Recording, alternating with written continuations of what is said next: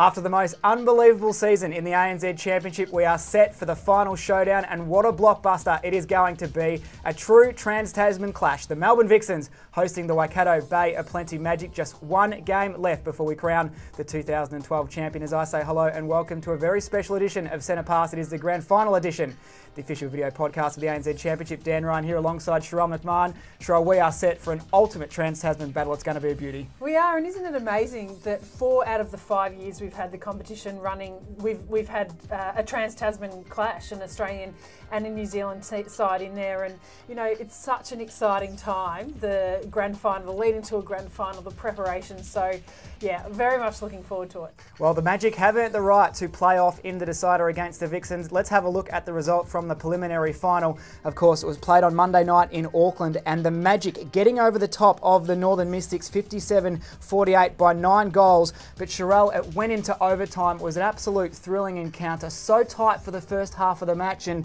it was just a beauty.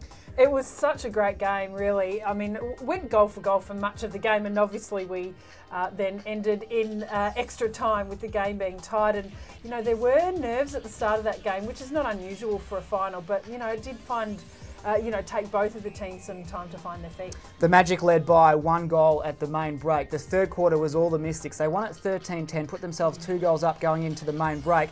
In the fourth quarter, the Mystics put themselves in a winning position. They got out to a 5-goal lead halfway through, were in control with a couple of minutes to play, but it all fell apart in the dying moments. A loose pass from Temapara George, a big intercept from Liana de Bruin, and Orion van Dijk levelling it up on the buzzer. Well, that's right. You know, and this is the position that the Magic have been in for most of the season, really, is in a must-win position. So they've, since losing their first 4 matches, they've had to win every single game to give themselves a finals berth. And maybe that's actually just given them that experience and given that resolve, I guess, to hold on in those tight positions. But the Mystics, gee, it kind of felt like they had it. It really did feel like they have it. The game in the extra time period was dominated by the Magic, just so hardened for that pressure situation. They won it 13-4, just absolutely dominating. Maria Tutaye 2 from 6 in the extra time period. Latu only 2 goals. Anna Harrison did all she could, but the Magic just continually winning the ball back on defence. They did, and you know, 2 from 6 is, you know, she'll be disappointed with that without a doubt, because she had such a great game. She was turning and shooting with such confidence through most of that match. And you know, in those extra times, 7 minutes sounds like a long time, but when the nerves are there and you know, you just need everything to go your way, you can't be missing, you know, those opportunities and having loose passes like unfortunately the Mystics did. And you know, it just amazingly blew out really in that extra time period. The Mystics will look at that game, Sharelle, as the one that got away. They probably thought they were home, and that may have been their undoing towards the end. They got into the extra time period and just didn't seem to have the fight to get back into the contest. Yeah, but how many times have we seen that this season? I mean, we've seen so many matches decided by 1 goal or a couple of goals, and teams fighting back when perhaps they didn't look like they were going to. And I agree, I feel like maybe the Mystics felt like that was their chance, and as I said, it looked like they were on top and they let it slip, and then they thought, oh no, it's extra time. And whether they were distracted by that, I don't know, but it just didn't work for them in that extra time. 11 successive wins now for the Waikato team. Unbelievable performance from them in the second half of the season. They've been criticised in previous years for not coming to the party come finals time.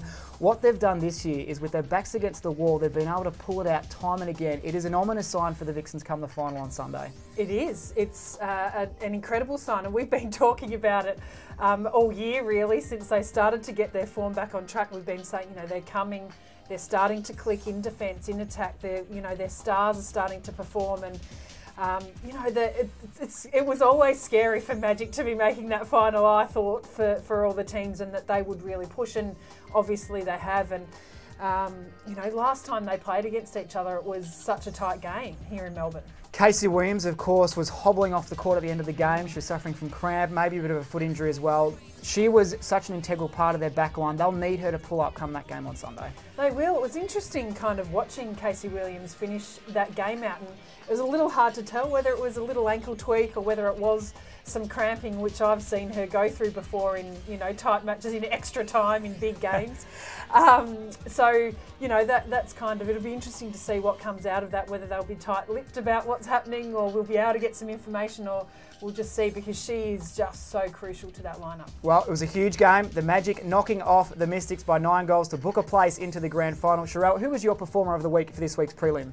Well, my performer for the week was actually Irene van Dijk, and she's just been getting stronger and stronger each week, I feel like, with her individual performances and helping the Magic get over the line. But add to that the fact that she actually, her mother passed away just hours before that match, which she was aware of, and it just goes to show you the absolute strength and amazing ability that woman has, and the dedication I guess she has to netball. And for me, that was just an amazing performance. Yeah, a brilliant effort from Irene van Dijk, and our condolences go to Irene and her family. My performer of the week, Sherelle, goes to Temapara George, the legend of netball, of course, the Mystics captain, 36 years of age. She's done everything in the sport apart from winning an ANZ Championship title, but that was her last game of netball. Sad to see her go out with a loss, but she'll be remembered as one of the game's greats, no doubt.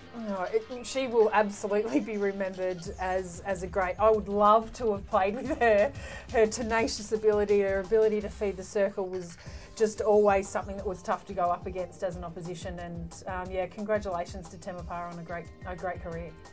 Well, the months of hard work, preparation and sacrifice all come down to this one moment. One final game. It is the 2012 Grand Final. The Melbourne Vixens hosting the Waikato Bay of Plenty Magic. It is time now, Sherelle, to go through all of the big matchups and what we can expect from this game. It's going to be an absolute cracking game. Home crowd for the Vixens. They've had the week off. The Magic have taken the hard road to get there. It's anyone's game. Yeah, two very different roads to this Grand Final, and interestingly, in the history of the ANZ Championship, and even prior to that with the Australian National League, the home grand final is a huge advantage. It just seems to be that the home team just has a big advantage. I don't know if it's that rest week or if it's the home crowd or what it is, but it does have a big influence. History will be created on Sunday when we crown the champion. We'll either be crowning one team that will be the premiers for the second time if the Vixens get the title.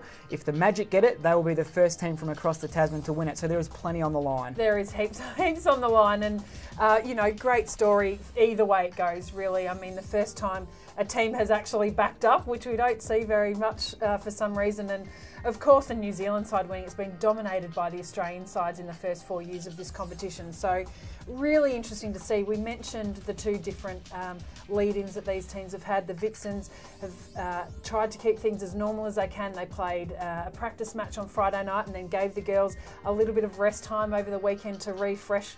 They got together and watched that huge match that went into extra time, and they looked a little bit battered, the Magic. So it's going to be interesting to see how both of those preparations go. Their head-to-head in the history in the ANZ Champ since 2008 sits with the Vixens leading 4-2. Their last encounter this year was in round 4. It was a 1-goal victory to the Melbourne Vixens. A pivotal win because it was the first time the Vixens had come from behind and had one of their first of many 1-goal wins and showed that real heart and resolve, but it was the last loss that the Magic have had for 2012. That's right. So the Vixens, inflicted the last loss they've had of this season, but perhaps gave them that little push that they needed to really, make this push for the final. So look, the Magic in that game were well into the last quarter, and then the Vixens had one of their now legendary comebacks. So, I think the form of both teams have changed a little bit since then, though. The Magic have certainly grown and clicked together much better than that, and the Vixens probably have as well. Some interesting facts coming into the Grand Final. The Vixens have played in one Grand Final. They won it, of course, in 2009. The Magic are a team that have been a part of every single final series. They've twice, however, been beaten finalists, so they will be desperate to get across the line in their third time around. That's right. Interestingly, they haven't won in Australia this year. There's so many interesting stats around this and how much you play into history. I guess it really doesn't matter. It only matters what happens on the day, but there's a lot of little things that keep the interest here in terms of the lead into the game. We've spoken a little bit about what we think the key to this game will be, and it's probably going to be the experience versus the inexperience of each team. We talk about international experience. The Melbourne Vixens have 184 international test caps. The Magic, on the other hand, 442, so they're winning that stat by far. But what the Vixens have in favour is they've got 7 players within their squad of 12 that have played in a premiership win before. The Magic have only 3 players that have played on court in a grand final before. That's right. So that's actually a big stat, and I know not all those players within the Vixens have necessarily taken the court in that premiership win, but they've been a part of a group who have really tasted that great success. So who knows? I mean, it's so interesting to see those different stats against each team and who is actually going to be able to stand up to the pressure of a grand final, which will absolutely be there. When we break it down to individual people out on the court and individual matchups and certain units, what we're looking at is probably it's going to be Casey Williams and Liana de Bruin, arguably the best defensive combination in the league at the moment, up against the untested in the grand final, Tegan Caldwell and Karen Howarth. That's a huge matchup in terms of how this match will fall out. It is. Massive matchup, really. I mean, they're all over the court that I can see really important matchups. I actually think the Shadrock-Langman matchup against Brown and Tregear will be